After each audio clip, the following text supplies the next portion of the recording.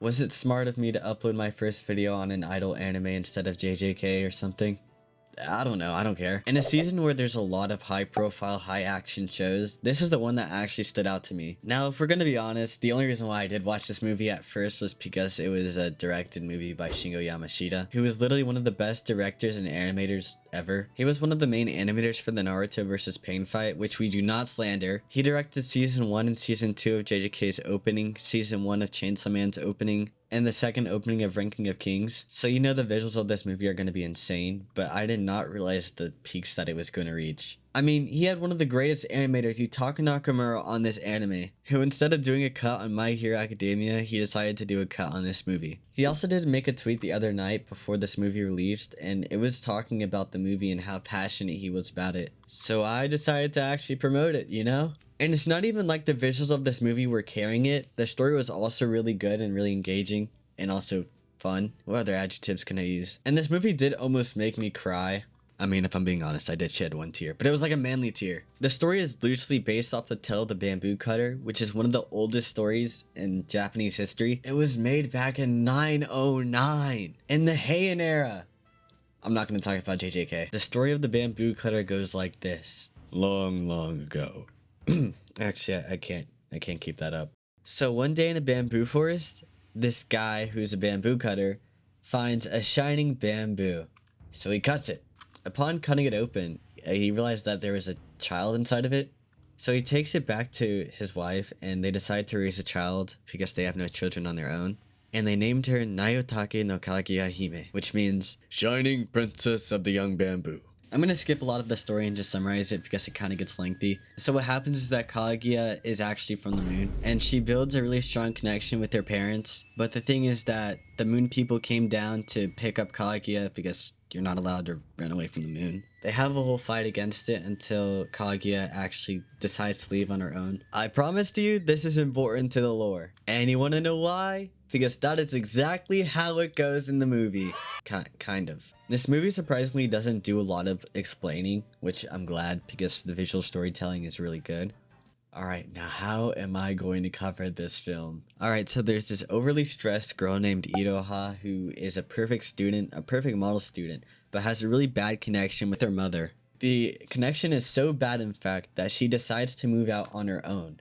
So now she's balancing living alone, working, budgeting, getting perfect grades, a whole bunch of other stuff. Even then, she still has time to play games, which is kind of crazy. I would be stressed the whole time.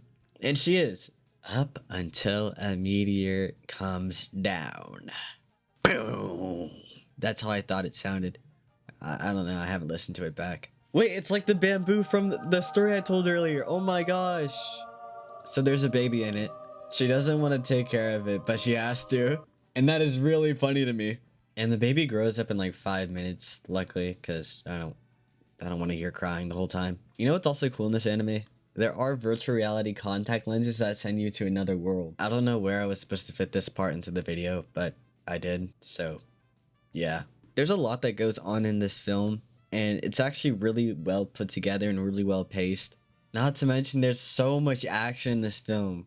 Like, this is supposed to be a movie where it's kind of music based, yet there's more action than music. And you know me, I love action and I love animation. You know what I also love? Music. They even have World Is Mine by Hatsune Miku covered. Like, come on, man. You know what? Here's all the Vocaloid producers. I realized that I didn't speak about the visuals enough, so I'm gonna do that real quick because I love animation. The character designs are very appealing to my eyes. I won't say cute, because I don't know. Not to mention the faces that they expressed in this movie were very expressive, you know? There were some times where I was watching this film and I was like, oh wait, that was really cool. I really liked how they did that. And it was just a character making a face. I don't know what the face is called, but this one. During the concert, the scene that almost made me cry was the one where it was like in a first person position and they were on stage. And I was like, damn, it must be so exciting and I'm very happy for them. And then I almost teared up. And finally, let's talk about the action animation. They had Yutaka Nakamura on this film, and if you don't know who he is, he's one of the most insane action animators ever. You've seen him before in My Hero, Frieren, Mob Psycho, Soul Eater, Fullmetal Alchemist Brotherhood. It goes on. The blend of CGI and 2D animation in this film is also really, really good. It's almost barely even noticeable, and even if you do notice it, you probably won't notice it the next time.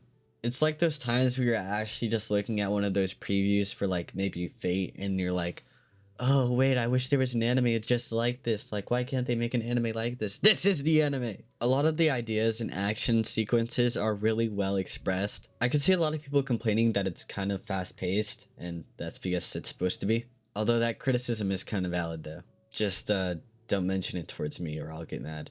Also, there is a little bit of criticism that I do have about the story, and that's because of like the last hour, I think, of the film. It kind of got a little bit confusing. Like, I don't know if I just looked away for a minute or two, or it just absolutely became a little bit confusing. Although, when it did wrap up, I did understand everything. So, it's fine being lost for 15 minutes, right? This movie will probably go down as one of the best anime movies this year. Of course, there hasn't been enough competition announced, but, you know, just for the record, I said it first. Thank you for watching my first ever video.